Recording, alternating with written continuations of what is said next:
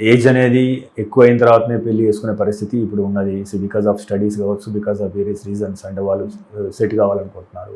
So ఇటువంటి వారికి మీరు ఇచ్చే సలహా ఏంటి? అంటే ఈ మధ్య ఎగ్ ఫ్రీజింగ్ లాంటి ఆప్షన్స్ వస్తున్నాయి కదా. సో మీరు ఇలాంటి వారికి మీరు ఇచ్చే సలహా ఏంటి? Definitely, egg freezing is one of the revolutionary option, Manam. Where there are some women who are very sure that they don't want to plan pregnancy until they reach this point of their career. So అది ఎప్పుడు వస్తుందో కూడా ఒకసారి మనకు clarity ఉండదు. మనకి వాళ్ళది ఒక పొజిషన్కి రావాలనుకుంటారు వాళ్ళ కెరియర్లో, అది ఒక్కొక్కసారి 2 years పట్టొచ్చు, 5 years పట్టొచ్చు. అలాంటి క్లారిటీ ఉన్న ఉమెన్కి కానీ, లేకపోతే స్టడీస్ కోసం ఇప్పుడు మనకి ప్రెగ్నెన్సీ కానీ మ్యారేజ్ కానీ పోస్ట్పోన్ అవుతున్న వాళ్ళకి ఎగ్ ఫ్రీజింగ్ అనేది ఒక వరంలా చెప్పొచ్చు. మనం ఏంటంటే ఎగ్స్ని ఆ ఏజ్ ఆఫ్ టైంలో ఫ్రీజ్ చేస్తాం.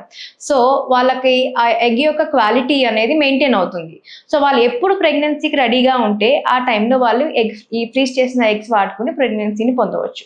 సో డెఫినెట్గా ఎవరైనా విమెన్ ప్రెగ్నెన్సీ ప్లానింగ్ అనేది డిలే ఉంది, బట్ ఫర్టిలిటీ ఇష్యూస్తో తర్వాత ఫ్యూచర్లో ఇబ్బంది పడకూడదు అనుకుంటే తప్పనిసరిగా ఎగ్ ఫ్రీజింగ్కి వెళ్ళమని ప్రమోట్ చేస్తాం వాళ్ళు.